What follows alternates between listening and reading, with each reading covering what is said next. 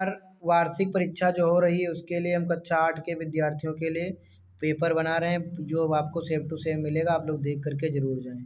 यहाँ पर हमारा समाज एवं पर्यावरण, पहला क्वेश्चन है, बहादुर शाह जफर की मृत्यु रंगून में कब हुई? गांधी जी ने ग्रामीणों को दशा सुधारने के लिए किस पे जोर दिया? हमारे मौलिक कर्तव्य कितने हैं?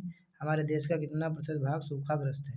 तो इनके आंसर देखेंगे। बहादुर शाह जफर की मृत्यु, अंतिम मुगल शाह बहादुर शाह जफर की मृत्यु रंगून में 1862 ईस्वी में हुई थी। गांधी जी ने ग्रामीणों की दशा सुधारने के लिए खादी चलाया। अब हमारे मौलिक कर्तव्य 11 हैं, विकल्प में 10 दिया गया है।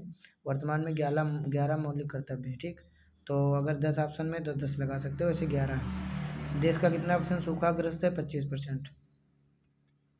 अगला यहाँ पे देखेंगे, रिक्त स्थान, नाइटहुड की उपाधि किसने लौटा दी थी? रविन्द्रनाथ टैगोर ने।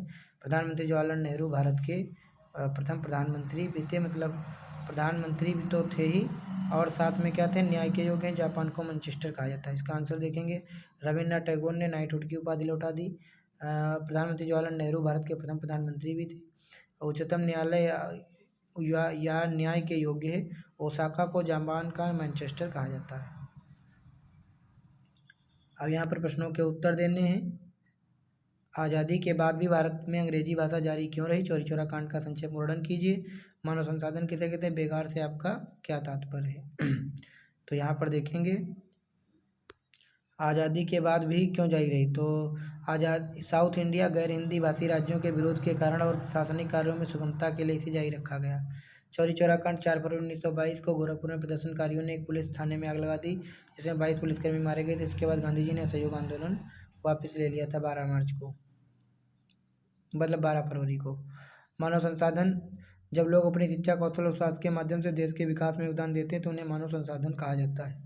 बेगार, बिना किसी पारिश्रमिक मजदूरी के जबरदस्ती काम कराने की प्रथा को बेगार कहते हैं। फिर यहाँ सत्य असत्य आ गया। संविधान में भारत को एक हिंदू राष्ट्र घोषित किया गया, गलत। भारत के प्रत्येक राज्य में उच्च न्यायालय स्थित है, गलत। सूती वस्त्र उद्योग आधारभूत उद्योग है, बिल्कुल सही।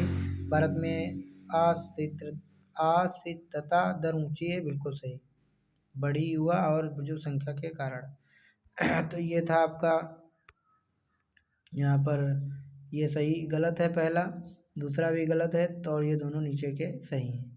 फिर यहाँ पर प्रश्नोत्तर लिखने हैं आपको। जालियांवाला बाग नरसंहार पर टिप्पणी, नाथूराम गोडसे ने महात्मा गांधी की हत्या क्यों की? आश्रित जनसंख्या किसे कहते हैं? रासायनिक आपदा को रोकने के लिए उपायों का वर्णन कीजिए। तो इन सभी को देखेंगे।